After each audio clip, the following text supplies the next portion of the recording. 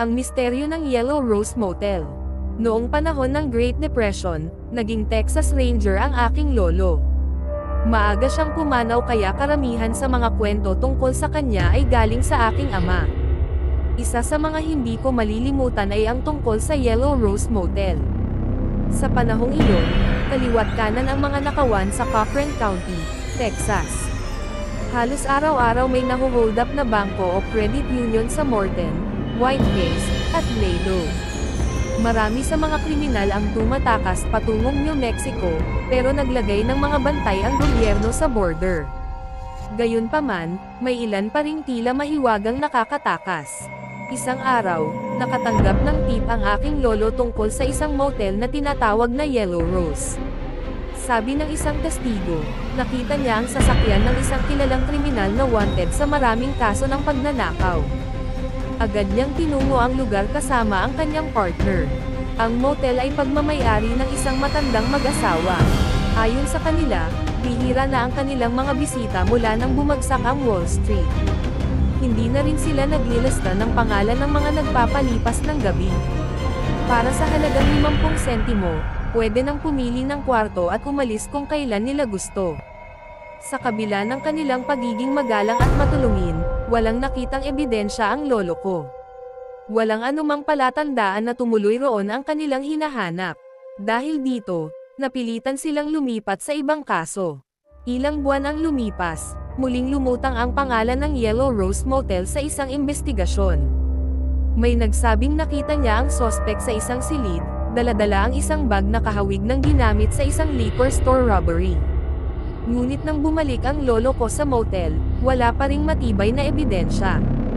Sa pangatlong pagkakataon, may bagong saksi na nagbigay ng detalye, nagmukhang balisa ang sospek at hindi lumalabas ng kanyang kwarto. Napilitang magdala ng pagkain ang matandang lalaki ng motel, kaya sigurado siyang nakausap niya ang hinahanap ng mga pulis. Pero nang tanungin ng lolo ko kung nakilala niya ang lalaki, agad niyang itinanggi. Dito na nagtaka ang aking lolo. Sigurado siyang may alam ang mag-asawa, pero paano nila tinutulungan ang mga kriminal na mawala ng parang bula?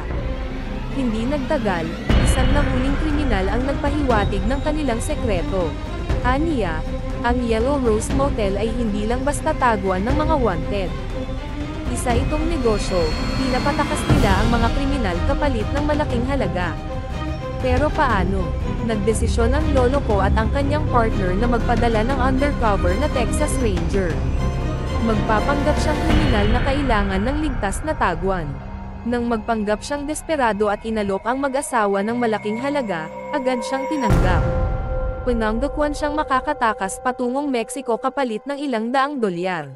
Sa takdang gabi, nagsimula ang operasyon. Ang undercover na ranger ay dumating sa motel, kunwaring takot at nagmamakaawa sa mag-asawa. Nakita ng lolo ko at ng kanyang partner mula sa malayo kung paano ito tinulungan. Dinala siya sa isang tagong lugar sa motel. Ngunit lumipas ang 1 oras, 2 oras, walang senyales mula sa undercover agent. Kinabahan ang lolo ko kaya napagpasyahan nilang pumasok na may kasamang mga pulis at federal agents. Sa tulong ng mga asong pangsanay sa pagsinghot ng dugo, natunton nila ang isang lumang truck sa likod ng motel.